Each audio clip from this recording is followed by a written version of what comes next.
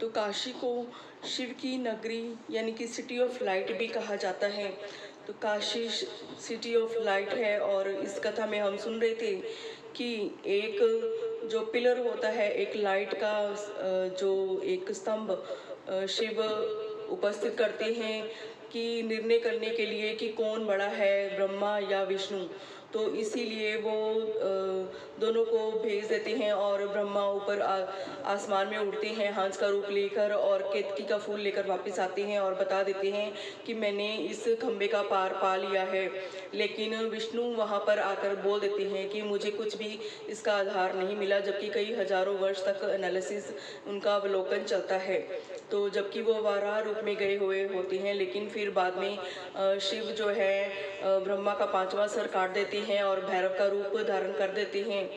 और जो विष्णु जी हैं, तो विष्णु जी को अपने साथ पूजा के लिए साथ में स्थापित करते हैं, बिठाते हैं। और जबकि ब्रह्मा जी की पूजा को वो मना कर देते हैं कि इनकी पूजा नहीं की जाएगी, तो क्योंकि उन्होंने झूठ बोला होता है। और तभी से केतकी के फूल भी शिव पर अर्पण नहीं किए जाते हैं। तो आगे की कथा में हम जो 8वां हमारा ज्योतिर्लिंग है वो है त्र्यंबकेश्वर महादेव, जो कि ब्रह्मगिरी पर्वत से शुरू होता है। और ब्रह्मगिरी पर्वत पर जो ऋषि गौतम है वो अपना एक बात मैं और बताना भूल गई हूँ कि जो काशी विश्वनाथ है, इसमें पतंजलि ने अपने बहुत सारे शिष्यों को जो है अपनी जो सेवाएं प्रदान की है, मीन्स कि उनको ज्ञान दिया है। तो वो पतंजलि हैं जो योग और आयुर्वेद के प्रणेता हैं। और साथ में ही गौतम बुद्धा ने भी वाराणसी की धरती पर ही सबसे पहले जो अपने ज्ञान है अपने जो बौद्ध भिक्षु रहे हैं उनको ज्ञान दिया। प्रथम जो उनका सेमिनार था वो वाराणसी में हुआ। जो बनारस हिंदू यूनिवर्सिटी को भी हम जानते हैं वो भी वाराणसी में ही है। तो भगवान शिव की नगरी वाराणसी है। और आगे हम त्र्यंबकेश्वर महादेव की कथा पर आते हैं। तो त्र्यंबकेश्वर महादेव ब्रह्मगिरी पर्वत पर, वहाँ पर जो गोदावरी नदी के पास में है। तो जो ऋषि गौतम है वो वहाँ पर अपना सेवाएं देते हैं। और वहाँ पर बहुत जो धरती पर सूखा पड़ा होता है, तो उनके पास एक ऐसा कमंडल होता है गौतम ऋषि के पास कि वो सबका उससे कल्याण करते हैं। लेकिन साथ में उनके और भी कई लोग होते हैं जो इस भावना को वो उचित नहीं ठहराते और उनसे जलन द्वेष भावना रखते हैं। और गणेश जी का वहाँ पर वो उनकी तपस्या करके गणेश जी को उत्पन्न करते हैं और कहते हैं कि गौतम ऋषि को की जो प्रतिष्ठा है उसको नीचे लाया जाए। तो गौतम ऋषि की प्रतिष्ठा, तो फिर गणेश जी ने उन सबको बहुत समझाने की कोशिश की, लेकिन अंत में उन्हें एक गाय का रूप धारण करना पड़ा। और गाय बहुत जो बीमार थी और वो गौतम ऋषि के पास जाती है। तो गौतम ऋषि उनको खाने के लिए कुछ जो हरे रंग का चारा देते हैं, तो उससे बाद उसकी जो है मृत्यु हो जाती है। तो फिर इसी से हाहाकार मच जाता है। तो फिर गौतम ऋषि जो है शिव की तपस्या करते हैं और शिव को आमंत्रित करते हैं। और साथ में गंगा माता से जो मुक्ति मीन्स गंगा माता के स्नान से वो मुक्त हो जाना चाहते हैं। तो इसी इच्छा से वहाँ पर त्र्यंबकेश्वर महादेव उत्पन्न हुए और उन्होंने गौतम ऋषि का उद्धार किया और उनको इस जो संकट से मुक्त किया। और गंगा नदी क्योंकि बार बार जो गंगा है वो विलुप्त हो जाती थी, तो फिर त्र्यंबकेश्वर महादेव को वहाँ रहना पड़ा। और इसीलिए वहाँ कहा जाता है कि वहाँ ब्रह्मा विष्णु महेश तीनों की उपस्थिति इस त्र्यंबकेश्वर महादेव में उपस्थित है। तो 9th हमारे आ जाते हैं वैद्यनाथ महादेव, जो कि झारखंड में उपस्थित हैं। और रावण के क्योंकि 10 बार शीश को शिव ने जो उसको फिर से स्थापित किया, वापस से उसको जोड़ कर दिया, तो इसी से उनका नाम वैद्यनाथ बन गया।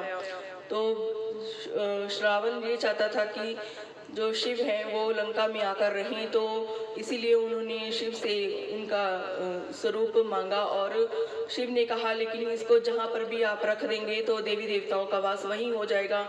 तो फिर रावण ने बहुत चेष्टा की कि उसको लंका ले जाया जाए, लेकिन वो नहीं लेकर जा सका, क्योंकि ब्रह्मा ने विष्णु जी ने एक चरवाहा का रूप लेकर वहाँ इस शिवलिंग को उनसे ले लिया और उसको बैद्यनाथ की, जो झारखंड की धरती पर स्थापित कर दिया।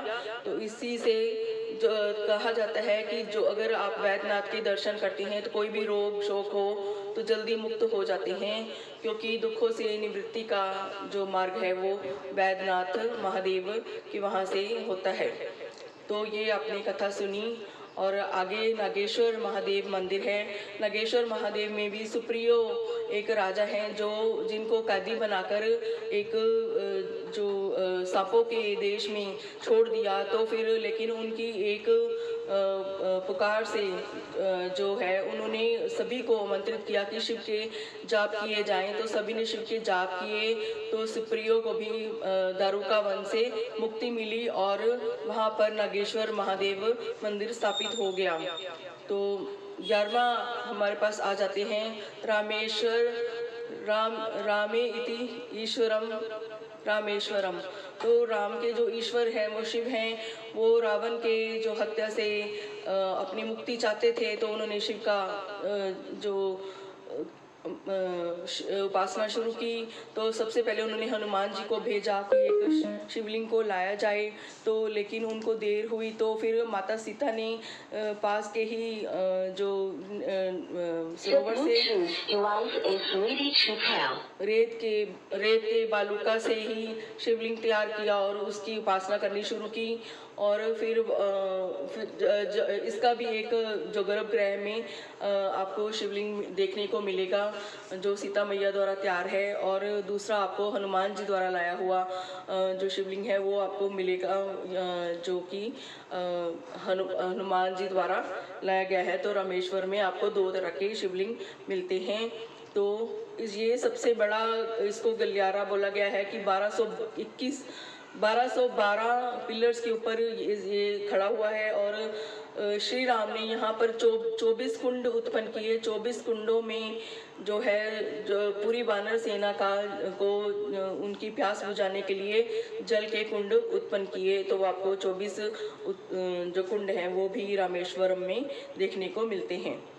और जो हमारा 12 ज्योतिर्लिंग आता है वो है घुश्मेश्वर महादेव, जो कि अजंता लोरा गुफाओं के पास में है। और इसमें ये कथा कही जाती है कि जो एक सुधैया नाम की स्त्री है उसकी कोई संतान नहीं होती, तो वो अपनी एक बहन भूष्मा को लाकर जो है अपने पति से उसकी विवाह करवा देती है और उसको एक पुत्र की प्राप्ति होती है।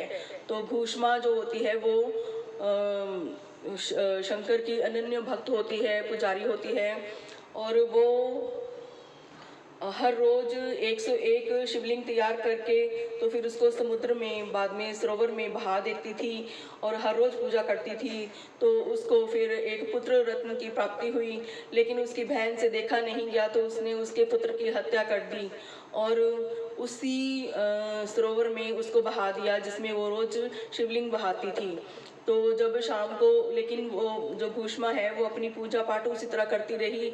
तो जब वो शिव के द्वार पर शाम को फिर से अपनी जो शिवलिंग है वो बहाने को वहाँ पर गई, तो वहाँ पर उसको अपना पुत्र मिला और शिव ने उपस्थित होकर प्रकट होकर बताया कि तुम्हारी बहन का ये कृत्य है।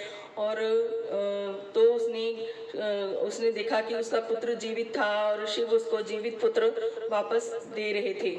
तो उसको वहाँ से उसकी संतान प्राप्ति वापस हुई, लेकिन उसने शिव से अपनी बहन को माफ़ करने के लिए आग्रह किया और साथ में वहाँ पर स्थायी निवास रखने के लिए कहा। तो इस प्रकार भोले महादेव ने वहाँ पर घुश्मेश्वर महादेव के नाम से जो 12वां ज्योतिर्लिंग है वो स्थापित किया और वहाँ पर आयु तक वहाँ पर निवास करने के लिए वहाँ पर उनका ज्योतिर्लिंग स्थापित हुआ। तो ये थे हमारे 12 ज्योतिर्लिंग। तो आप बताइएगा कि आपको कितनी जानकारी थी और कौन से महादेव पर श्रद्धा नहीं आती है, ये बताइएगा, और कौन से महादेव पर बहुत ज़्यादा आती है। तो शिव जो है वो निराकार हैं और हमने देखा कि कैसे भक्तों ने अपनी दुखों को दूर करने के लिए, अपनी जो गलतियों को माफ़ करवाने के लिए और अपने साथ उनका वास, जो भगवान का वास साथ में रखने के लिए उनको कैसे आग्रह करके, अपनी तपस्या से प्रसन्न करके उनको इस धरा पर उनके साथ रहने के लिए मना लिया। हर हर महादेव।